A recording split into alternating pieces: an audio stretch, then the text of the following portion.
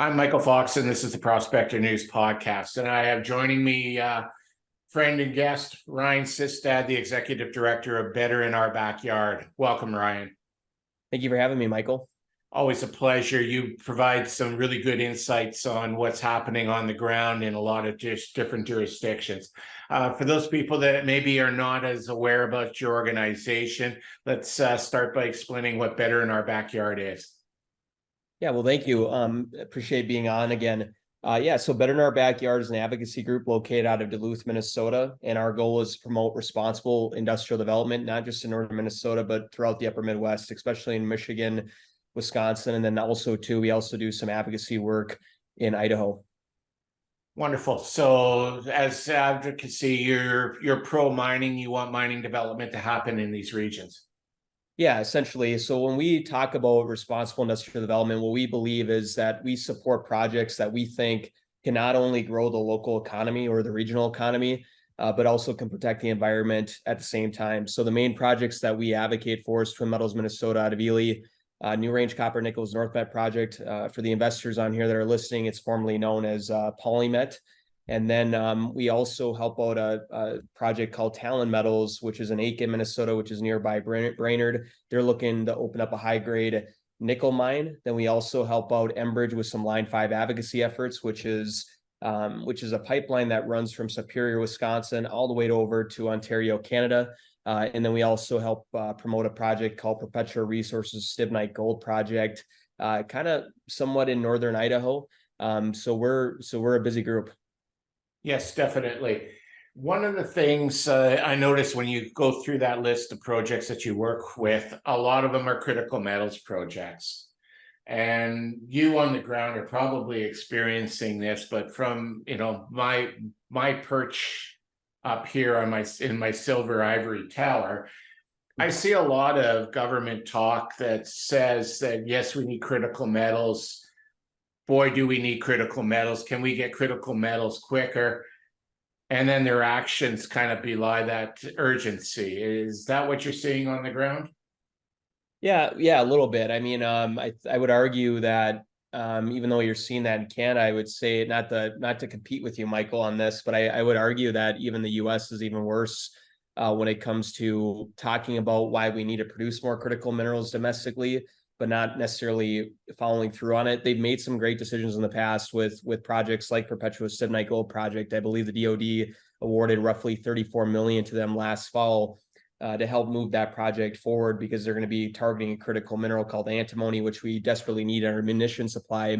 And we have zero domestic production of antimony in the U.S.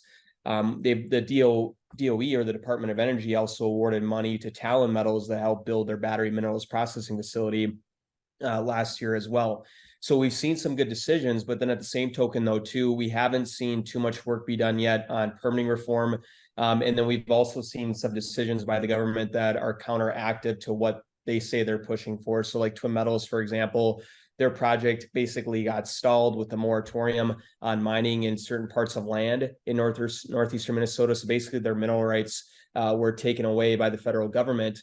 And then we look at the NorthMet project, which is owned by NewRange Copper Nickel. They had one federal permit that they needed. It was the 404 water permit, and that got revoked just a couple months ago, and it was previously approved back in 2018. And so when we talk about permitting timelines, one of our biggest frustrations when we're advocating for some of these projects on the ground here in the U.S., and I'm sure, Michael, you know of examples that have taken quite a bit longer in Canada and in Australia, but the average timeline to permit a mine, from my understanding, is 3 to 5 years in Canada, 3 to 5 years in Australia, but it's 7 to 10 years here in the U.S. And some of these projects, I was just looking the other day, Resolution Copper out of Arizona, it's been in the permitting process for over 18 years. NewRange Copper Nickel has been in the permitting process for 18 years. So you think about residents in those communities, we got a generation of kids that have grown up learning about projects without ever actually seeing a shovel in the ground or actually even seeing what the economic benefit will bring to their communities. And again, where it's counteractive or counterproductive is that, we're seeing governments like Canada and the US consistently push for more renewable energy technologies. And as you know, Michael, those renewable energy technologies are going to take a heck of a lot more copper. They're going to take a heck of a lot more nickel, and we're going to need to produce a heck of a lot more cobalt. So We need projects that are going to produce those minerals. And right now, I haven't seen too much help for them to be a success here in the U.S. Nor here in Canada. Yeah, they say it's 5 years, but realistically, you're looking 8 to 10 years before you can go from the permitting process to actually, Really? actually having a mine. And in some jurisdictions, it's even more cumbersome to get there. Our mutual friend Ellis Martin often says, "I hear what you say, but I see what you do." Great quote. And when I look at governments, I I find that quote becomes outstandingly apropos. Just as an example, in your country right now, there's a bipartisan pro-nuclear energy bill that's winding its way through the House. It looks like it's going to be passed overwhelmingly because both sides of the aisle are actually in favor of it, and there's no animosity like there seems to be with a lot of your legislation. Yet just last week, the Department of the Interior shut down uranium production in a key part of Arizona and basically took a very large uranium resource off the table. How do you square that when you're talking with government and industry? Yeah, and that's and so when we talk about these issues, at least for me, my focus is much on Minnesota, but it's a problem, to your point, Michael, across the country. There's been some federal land that have been taken off the table in South Dakota as well. And then also, to your point, just the latest decision with the Grand Canyon. And obviously we're going to need uranium if we're going to push for more nuclear energy here in the US, which I agree with, by the way. I mean, when we talk about clean energy technologies, by far, I would say, and I'm not a nuclear expert by any means, but from the just from quick research and just understanding, having a surface level understanding, it's pretty apparent that nuclear, if you want clean energy, is the most efficient form of clean energy that there is. Yeah, and I get to speak with a nuclear expert tomorrow. Scott Melby is going to be joining me on the podcast tomorrow. He's the head of the American Uranium Producers Association. So I'm sure we're going to deep dive into the Arizona decision a lot more than what you and I have. But it's not just I'm going to pick on Arizona because it seems to be that's where these things keep cropping up. But there's another major copper project in Arizona keeps getting stalled. And every time they get the permits through, it gets tied up again in litigation and stalled out. Is that a normal course across the country, or is that just an Arizona problem? No, I think it's across the country. I mean, we're seeing in Arizona, we're seeing in Minnesota, and another example too, to add into it or a recent example is, for example, like the Department of Energy. So the USGS, the United States Geological Survey, has their list of critical minerals, meaning that, they look at critical minerals is essentially, in short, minerals that we need that are essential to manufacturing certain technologies across the country. And there's over 50 of them. But one of the minerals that USGS did not list is copper. Well, luckily for us, we also have the Department of Energy, and they have their list called the Critical Materials List. And they just recently added copper to that list after issuing a public comment period, meaning that these are materials that they believe that are essential to energy here in the US, but are at risk of supply or supply chain disruptions, I should say.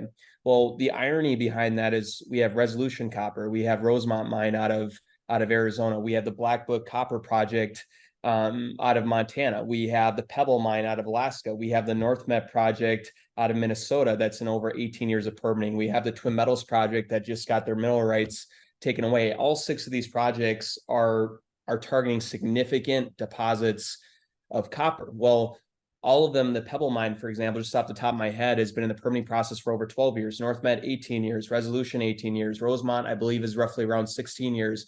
Black Book Copper is around I believe 8 to 10 years. And then you look at Twin Metals, they're not even allowed to go through the permitting process. So if we're going to if copper is seriously at a risk of material shortages or material supply chain disruptions, I should say, then we need permitting reform here in the US. And we have projects here that can solve that problem.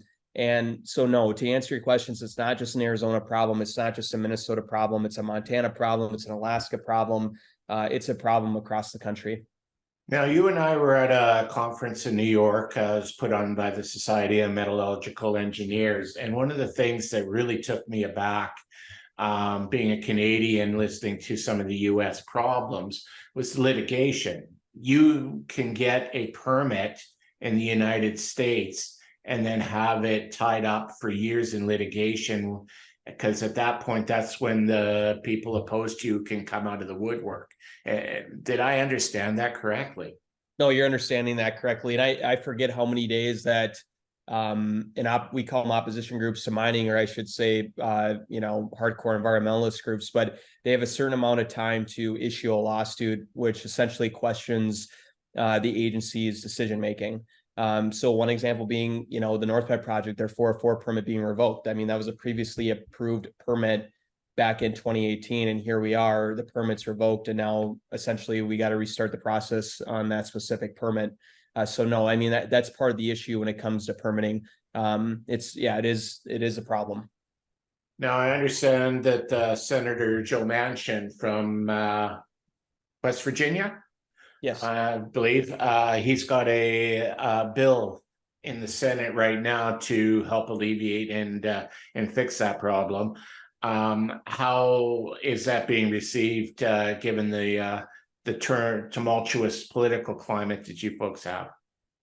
Senator Manchin is, he's very good in the fact that, I would argue there's not too much controversy surrounding him in general. He's been very consistent when it comes to implementing permitting reform. He tried to get it into to Congress last year, wasn't able to get it done, but he's very persistent in making sure permitting reform is done. And I think the reason why we haven't seen too many pushback on permitting reform in general across the U.S. is that, obviously, we have two different parties in the U.S. It's Democrats and we have Republicans. And I would say Republicans were the first of the two parties to start talking about permitting reform. But a lot of times when people thought about permitting reform, they're thinking about maybe just pipeline projects or mining projects or projects that many others would deem controversial, if you will. And if I was on camera, I'd be doing quotation marks right here. But one thing that I think the other side is starting to see, or Democrats are starting to see, is that even their clean energy projects are taking a while to permit. So I'm starting to notice now that it's starting to become a bipartisan talking point where, both sides really do agree that we need permitting reform. I mean, if, let's say if you're a congressman or a senator and you're trying to get a bill passed or a project or try to help a project that'd be critical to growing the region or helping your constituents, obviously you want to get that done. So permitting reform is not just a mining issue or a pipeline issue. It's all of the above an industry issue. I've also noticed a lot of cross-border reach out coming from some of our American friends. I was recently at a conference in Quebec City, and the head of the Infrastructure Bank of the United States, I believe that was what it was up to Quebec to promote the fact that if they were mining in critical materials, that there was American loans and opportunities available to Canadian companies, provided that the materials are going to end up back down in the United States. I guess good for Canada, but how does that square with, these American companies that are, basically in permit limbo, to have their government kind of reach up north to help Canadian companies serve the American public when they're right there? Well, it's one of those things where it's a great question, Michael, where, we understand the logic behind that kind of policy. I think it's good anytime when you talk about policy that strengthens relationship with our allies, whether it's Canada or whether it's Australia. We want to see Canada succeed. We want to see Australia succeed, but we do have an issue here in our own backyard here in the US in terms of permitting projects in a timely fashion, but also supporting projects. So, when we see the moratorium happen in northeastern Minnesota, which is a part of, which when we talk about the Twin Metals project, for example, it's located within what we call the Duluth Complex, and it holds 34% of U.S. copper reserves, 95% of nickel reserves, and an estimated 88% of our cobalt reserves. And that number is starting to slowly go down as we discover more cobalt in other parts of the country, like Idaho being an example. But when we know that we have the resources here and we have good companies that want to bring responsible mining to different parts of the country, but now we're talking to Canada and we're talking about helping projects over there more so than here in the US, it's definitely concerning. And it's hard not to question that logic. You know, why wouldn't you want to, let's say, you know, let's say if I'm the Canadian president, why wouldn't I want to put Canada projects first before America projects? And the same goes for our president and our administration. Why wouldn't you want to see US projects become a success here first before we start worrying about our neighbors? You know, it's like when you're living in a neighborhood, you're going to mow your backyard before you mow someone else's, or make sure that, you know, you're keeping your house in order before you worry about keeping anyone else's house in order.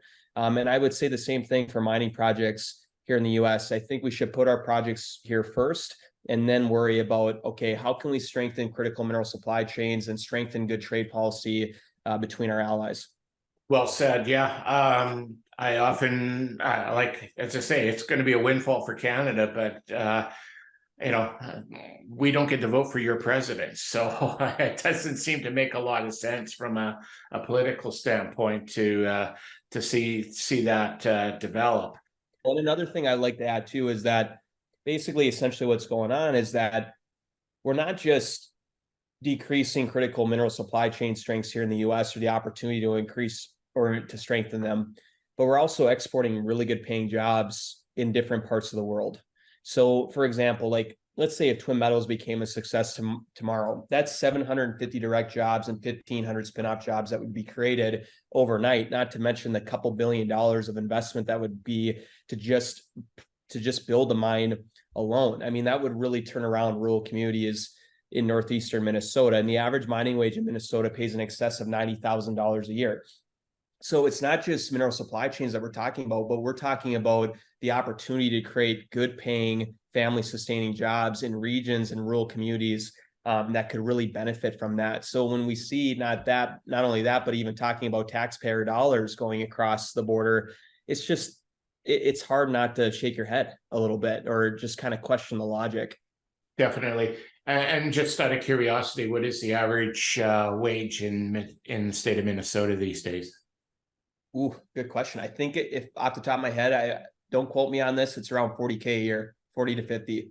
So basically these mining jobs on average pay twice as much as what a regular average person would make. And then across the country, I think in the US, the average mining wage is approaching 80K a year. So Minnesota is kind of in the top tier in terms of what an average mining wage pays. So like historically, for example, just to give some background to the audience, is we've been mining iron ore for over 140 years. So in addition to the significant copper, nickel, and cobalt resources that we have, we also hold an estimated 90% of US iron ore reserves. And so that's where we're getting, you know, those stats from. So we have 6 iron mining operations currently operating right now, which is owned between Cleveland Cliffs and US Steel. So we've been proving that we can mine safely and responsibly for over 140 years, and we're really hoping that we can do the same with copper nickel mining. Beautiful. The last issue that I wanted to talk to you about, Ryan, is resource nationalism. As we've seen in places like Chile with their copper and their lithium, Argentina with their lithium fields, places like Malaysia with the nickel properties, it's a real threat to supply chains. And is it going to take resource nationalism in these far-flung places to get the government in both your country and my country to start to walk the walk and to the talk that they're talking? I would think so. I think anytime, you know, let's say if one of these countries stops selling us lithium, obviously I think that should push any administration to start looking to our resources here at home. And I would argue that if we look to increase domestic supply chains of critical minerals here in the US, I think that actually lessens the push for other countries to practice resource nationalism, because then we have more negotiating power. They know that we're not their last stop for critical minerals, whether we're talking about lithium or nickel. And but we're already starting to see it here a little bit. across the country. You know, like just last month, China just put export controls on germanium and gallium to the US and to Europe, and I believe Canada was a part of that. Well, the issue is that germanium and gallium are minerals that are essential to chip making, and we get 53% of our supply of both minerals from China, because I believe they control much of the refining portion of gallium and germanium production. So that is just, I believe, I would argue, as a hint to the future. So we need to take that as a warning shot, and we need to start looking to increase domestic supply chains of critical minerals in general here in the country. Yeah, I'm in agreement with that. It's one of those situations where the government's actions have to be equivalent to what they talk. So these materials are either critical or they're not. And I personally, I do believe that the government's right. They are critical materials. And if we are going to move to a green economy like they would like us to do, we need to secure those supplies now. And if domestic, because, you know, a change in government overseas in some of these countries could, you know, cut off your supply pretty quick. Absolutely. I agree. So it's been good chatting with you. I look forward to having more of these discussions, and God knows we're going to see more of these. There's lots of interesting legislation winding its way into the government in both the Senate and Congress in the US, and there could be a change in government come if there's an election up here in Canada. So changing policies, we'll have lots to talk about. I agree. Well, thank you, Michael, for the opportunity. And it's a pleasure to be back on again. Thanks, Ryan.